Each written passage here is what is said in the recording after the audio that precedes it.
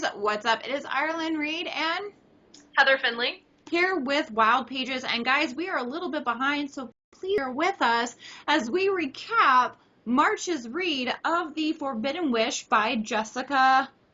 Help me out here, Heather, on this one. Khoury? Khoury, there we go. I don't want to butcher anyone's name on this. So we could be butchering it. I'm not pretty sure. excited. Heather and I both have been busy. We have had lots of Comic-Cons. As you know, it is the prime time season for Comic-Con conventions. So we've been going everywhere, capturing a lot of panels and reviews, and have some great, cool stuff to bring with you guys. Hopefully we'll get that put up here within the next few weeks so you guys can kind of divvy in and check out some cool stuff. Had the opportunity to sit in some great panels with some pretty good writers who had a lot to say about some of the cool movies coming out based upon their books from Del Rey. So you guys can check that out soon. But let's crack into this book. Now, at the time when we got this was just straight out brand new release. Yes. For March. This is basically a retelling. Now, again, a retelling is a different version of the modern classic Aladdin. So, you want to read the thing on the back? Yeah, basically Colleen Hook just kind of summed it up for us in the back with her review. And if you don't know anything about her, she writes the Tiger Curse series, so you guys can check that out. So hit it away, Heather. I'm reading? You want to read it? Go for it. Oh, great. So, The Forbidden Wish has everything you hoped for in a retelling of the Aladdin story. Hanging by your fingernail danger, palace intrigue, a dark villain, forbidden love, a swashbuckling hero, and a feisty, dagger-eyed princess. And yet each richly written chapter in this thrilling adventure is full of unexpected surprises. Dun, dun, dun. Dun, dun, dun. So we're like, hey, we haven't been doing very good on our reviews considering they've all been, well, not the best of some of the stuff we've read given in the past, so we were kind of skeptical to see what this one was going. Yeah. Little bit of time travel in this one had me a little bit skeptical, but overall, we say yes to this book. Yes. This book is really good. Finally. Finally, woo-hoo, we have broken our streak of mediocre books. Mediocre, and we've actually got a good, great read. So this is something if you're laying by the beach, just coming up summer, if you just want to chill, you want to break away from exams or whatever, this is a great book to go off. Overall, extremely awesome. Not as much time travel as you would think, again, from our previous reviews. So this is awesome. And Colleen Hook sums it up. It is literally very beautifully and richly written. Oh my gosh, through the whole thing. Like, it's literally, you pick it up, it's like candy. You're gonna until you stop. So it all happening as you read it, and yes. And it's definitely not traditional. It's not what you think it would be. So no, it's more of a feminist retelling of Aladdin, to be honest. The girls in this are badasses. They're really kick ass. And it's again, it's not what you would think of it as. It's literally like they're pretty freaking badass. Pretty much every female character in here literally kicks ass. So again, break down the characters. Give it to us, H. What do you think? So I guess our main girl, we have Zahara, who is our genie character. So a little bit different from when you typically see the male genie character. I found her very intriguing because a huge part of her storyline is this love she had for this queen in the past, that something happened between the two of them that's kind of the mystery throughout it. She's interesting because she had that, very strong female connections that are positive that you don't always see in books.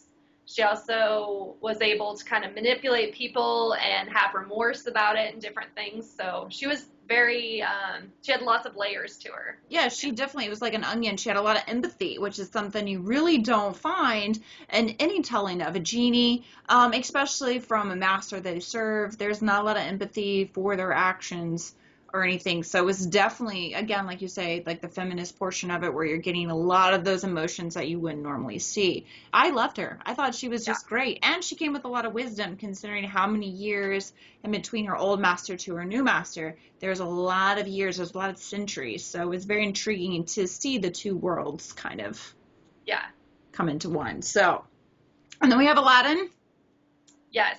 who he was definitely more typical what you think of when you think of an Aladdin story. But I still liked him okay. He was very, like you were saying earlier, charismatic. Sorry, comic book reference. He was very charismatic throughout the whole thing, so you couldn't hate him. No, you really couldn't hate him. He almost had this Rico Suave, like womanizer, like, Yeah. like just to himself. I literally like as you would picture as you're watching the Disney about how he's just Aladdin's all like, conniving and charismatic to get what he wants and kind of just like seat of, going by the seat of his pants. It literally is she basically captures that on a in-depth level in this, I feel. She added in an interesting, because his past is brought into it, his parents and their roles. So it was very interesting, the reasoning she had on why he was the way he was and why he had attitudes towards certain things. Like, she filled in that part of the story very nicely. Right. I feel like, again, before we go forward, like all the characters, I feel like she gave a great background to them. So we knew exactly why the characters were the way they were, their thought process, kind of how they were going about within the story. So you know where they were going with it, kind of what their hidden agendas were, kind of, their personality. You knew kind of why everything was going on. But everything was done so fluid. Everything was brought together so fluid in the book. So it didn't seem like you were getting a lot of extra adjectives on things that weren't necessary or events that, didn't necessarily need to be put into the book. I feel like everything kind of just, fit like a glove, just slid right in where it needed to slide in. Yeah, should we slide into talking about plot then? Absolutely. Go for it. So, just exactly like you were saying, though, the plot of this was very smooth. Her storytelling was interesting, where there was pieces throughout it, but it all wove together in the end. A nice twist on Aladdin, for sure.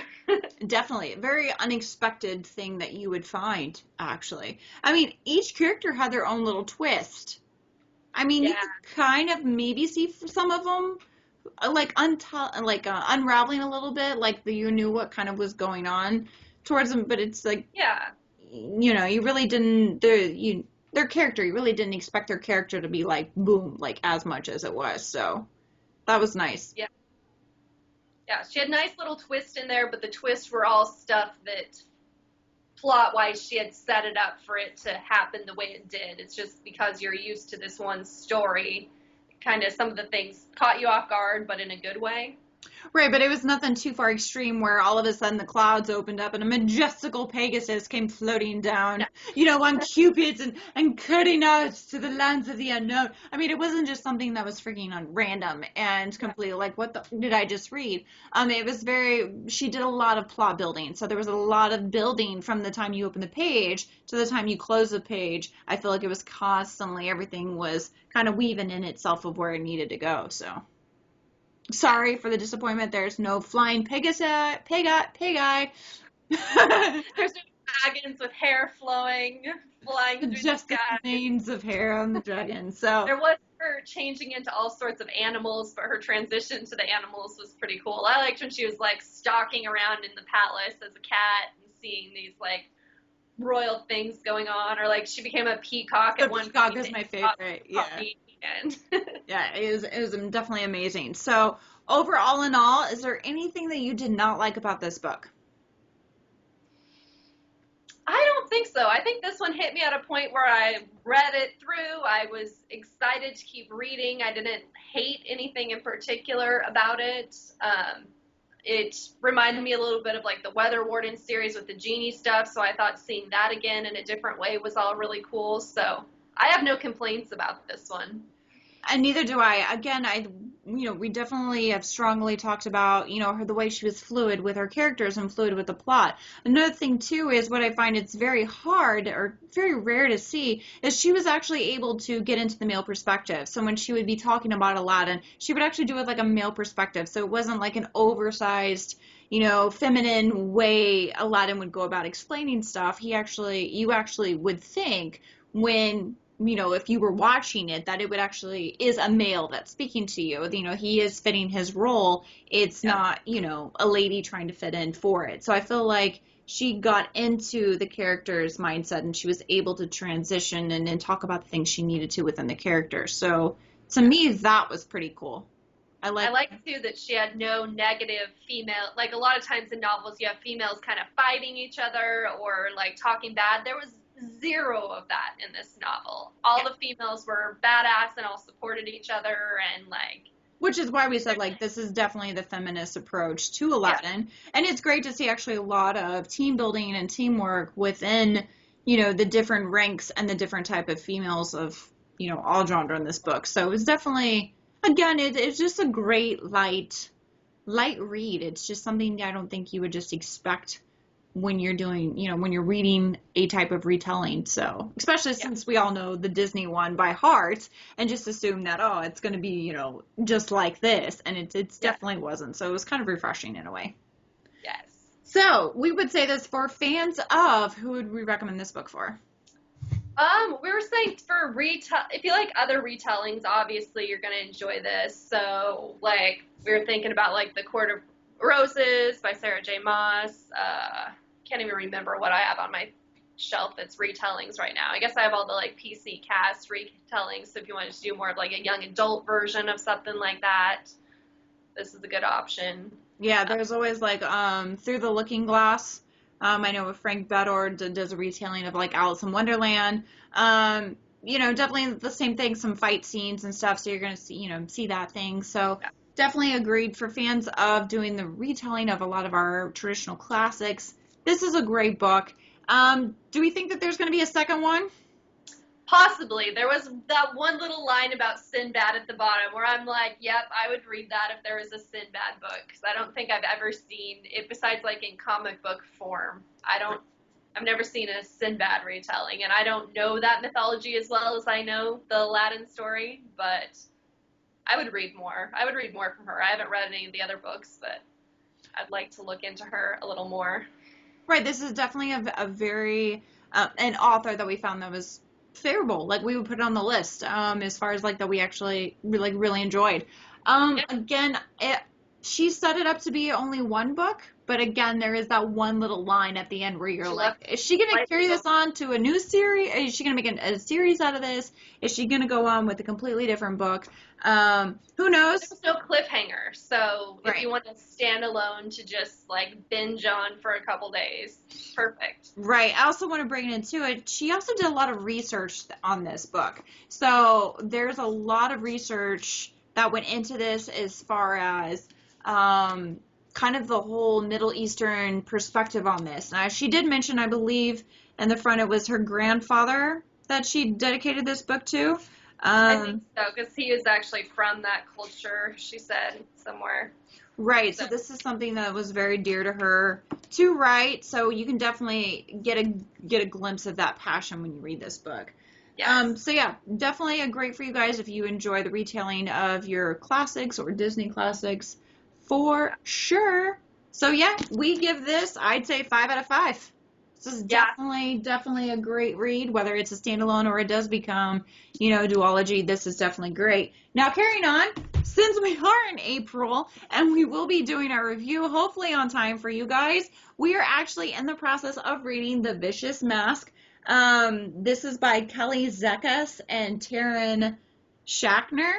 Yeah, a male-female team. Yeah, so this is definitely, again, from the Victorian era. We're kind of bouncing all around for you guys with YA books. So a lot of interesting things. This is like a Victorian era Sherlock Holmes-esque type thing. So we're excited to dive in and give you guys the review on this one. So stay tuned for that. Plus, in addition, Heather, I know you've been working and doing comics you guys must check out on Tuesdays. So when you go to the comic book shop on Wednesdays, you guys got some really cool reads to do, as well as doing your monthly recaps. You're doing Comic-Con recaps from reads you've picked up in panels, so that's pretty cool. I'm a little bit behind. You've got videos up. Exactly. I'm a little bit behind on doing the all crates and giving you guys those reviews and posting those up, but we'll get those to you guys soon. Just bear with us and we'll have tons of stuff for you guys. But until then, you guys can check us out on Facebook at Wylde Pages, and you guys can also subscribe to our YouTube channel. And if there's anything else you guys recommend that we should divvy up, or an artist or an author you think we should check out, feel free to leave it in the comments below. So that is it. We are finished, and we will see you guys for taking this one off, and we'll see you guys for the review on the Vicious Mask. Woohoo!